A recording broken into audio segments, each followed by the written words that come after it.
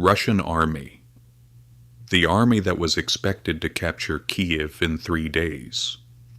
The Russian army entered the 20th century with a massive reputation. The heir to the Soviet war machine, the second largest military force in the world, equipped with thousands of modern tanks and a nuclear arsenal that still commanded respect. On paper, it looked unstoppable. Western analysts predicted that Ukraine would fall within 72 hours. However, the invasion of Ukraine revealed a hollow force. Modern tanks ran out of fuel in the first week. Cheap tires failed on highways. Soldiers used unencrypted civilian radios that even Ukrainian farmers could listen to. Systemic corruption had rotted the army from within. Generals had been selling fuel and spare parts for decades. What was seen as a superpower turned out to be a paper tiger with nuclear weapons. But the most shocking part was this. Much of Russia's elite equipment never actually existed. Some units that appeared on paper were ghost units. Money allocated for maintenance ended up in oligarchs' yachts. The world realized that Russia's military power was the greatest bluff of the 21st century. Saudi Arabia, a country with the 5th largest military budget in the world, yet unable to defeat even sandal-wearing rebels. Their hangars were filled with American F-15 fighter jets and the latest generation Abrams tanks. They spent billions every year on cutting-edge technology. On paper, they were a regional powerhouse. In reality, it was a very different story. During the intervention in Yemen, they struggled to fight rebels using guerrilla tactics and cheap drones. Despite their overwhelming technological superiority and air dominance, they failed against an opponent with a fraction of their resources. The war dragged on for years, casualties increased, and their international reputation was damaged. But the problem wasn't the equipment. The problem was everything else. Wealthy officers with no combat experience, troops with low motivation and no clear military discipline. It became clear that buying the best weapons in the world means nothing without the training, discipline, and will to use them effectively. North Korea, one of the largest armies in the world, yet unable to even feed itself. North Korea has one of the largest armies in terms of manpower. They project an image of fanatic discipline, goose-stepping soldiers, and impressive military parades and state broadcasts. The regime wants you to believe they are a serious military threat. They are not. It is essentially an armed museum. Most of their equipment is Soviet scrap from the 1950s and 60s. They do not even have enough fuel to properly train their pilots. Soldiers are often pulled from duty to work in agricultural harvests because the country cannot feed itself. Their ability to sustain a prolonged war is highly questionable. Their artillery aimed at Seoul is dangerous, and their nuclear program is real. But in an actual war, requiring logistics, fuel, spare parts, and modern tactics, the North Korean military would likely collapse much faster than expected.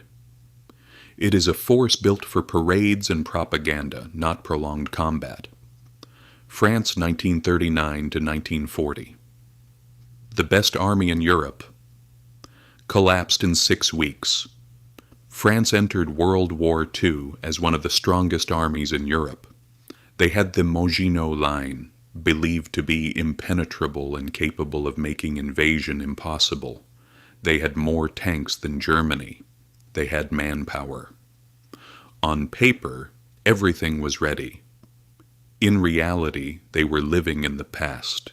Their leadership was outdated and slow. When Germany used blitzkrieg tactics, the French command structure faced a psychological collapse. Chaos took over. Orders contradicted each other. The supposedly invincible French army was defeated, and the country collapsed in just 6 weeks. But the Maginot Line actually worked. Germany simply went around it through Belgium. The problem wasn't just the French fortifications or soldiers. It was a failure of imagination and leadership. They built the perfect defense for the last war, not the next one. Fascist Italy, 1940 to 1943. Mussolini promised to rebuild the Roman Empire. He boasted of millions of bayonets ready for conquest. Fascist propaganda tried to present Italy as a military power ready to dominate the Mediterranean. The reality was far weaker. Italy became the weakest link of the Axis. Their equipment was outdated. Their own soldiers called their tanks steel coffins. They suffered humiliating defeats in Greece and North Africa. Their performance was so poor that Germany had to constantly send troops to rescue them, weakening its own operations. They had numbers, but numbers mean nothing if soldiers do not want to be there. Imperial Japanese Army, 1937 to 1945. The Imperial Japanese Army had a formidable reputation. They were seen as fearless warriors with the Bushido spirit, never surrendering, supposedly invincible in jungle warfare. Their navy was world-class, but their ground forces were a different story. The Japanese army was technologically behind compared to its navy. Their tanks were light and poorly armored. Their artillery was weak compared to the Allies. They relied heavily on fanatical and suicidal tactics. While these caused casualties, they failed to achieve strategic victories against American firepower or Soviet mechanized forces. When they fought the Soviets at Khalkhin Gol in the late 1930s, they were completely defeated. Soviet armor and tactics exposed how outdated Japanese ground warfare was, but the lesson was ignored. Prussia, 1806. Prussia was considered the military school of Europe. The army of Frederick the Great was legendary. Prussian discipline and tactics were studied across the continent. They had a reputation for invincibility, but they made a fatal mistake. They stopped evolving. By 1806, they were still fighting, with tactics from 50 years earlier. When they faced Napoleon at the Battle of Jena-Auerstedt, they were annihilated. The Prussian army, considered the finest in Europe, was destroyed by a faster, more flexible, and more modern French army. The defeat was so humiliating that it forced Prussia to completely reinvent itself. This collapse was both psychological and tactical. They failed to understand how warfare had changed. Ottoman Empire, 19th century. The Ottoman Empire had conquered Constantinople and dominated Europe for centuries. At its peak, it was one of the most powerful military forces on earth. But by the 19th century, it had become a bureaucratic shadow of its former self. Europeans called it the sick man of Europe. From the 18th century onward, the Ottomans continuously lost territory to Russia and European powers. They refused to modernize their command structures. Internal corruption was widespread. In reality, they survived not because of military strength, but because Britain supported them to prevent Russian expansion. They had the resources and manpower, but bureaucratic stagnation and resistance to change slowly destroyed them. By World War I, they had effectively become a German client state. Qing dynasty, China, Opium Wars. The Qing dynasty ruled what they called The Middle Kingdom. China was vast, wealthy, and had seemingly limitless manpower. They saw themselves as the center of civilization and foreigners as barbarians. This sense of superiority cost them dearly. They were completely disconnected from the military applications of the Industrial Revolution.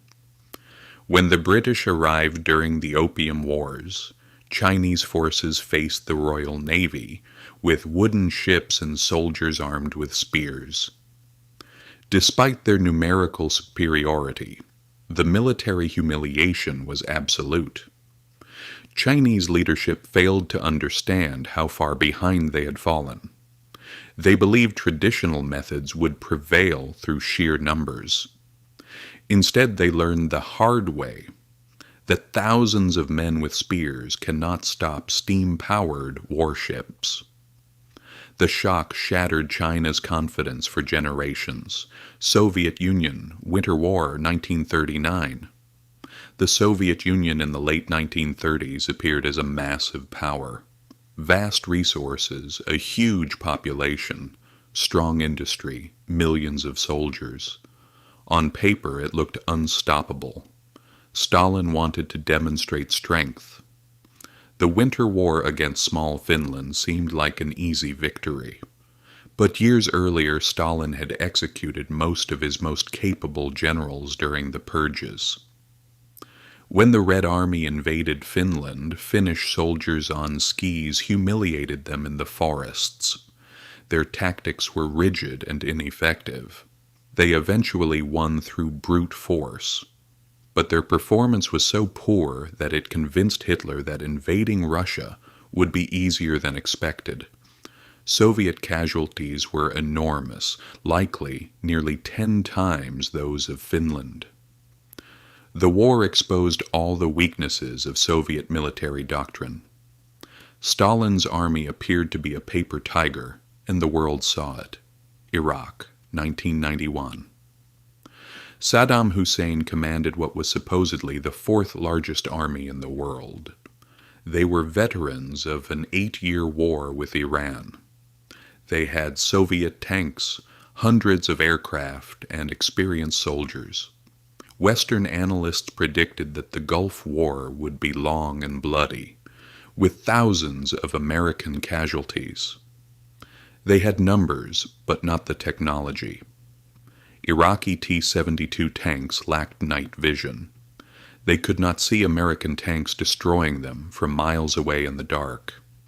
The Iraqi army collapsed in just 100 hours of ground combat.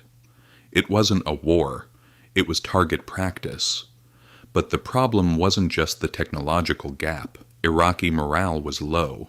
Conscripts did not want to fight for Kuwait. Command and control collapsed immediately. Units surrendered in large numbers. The entire structure was built on sand. Don't forget to subscribe and like. Stay tuned for the next video.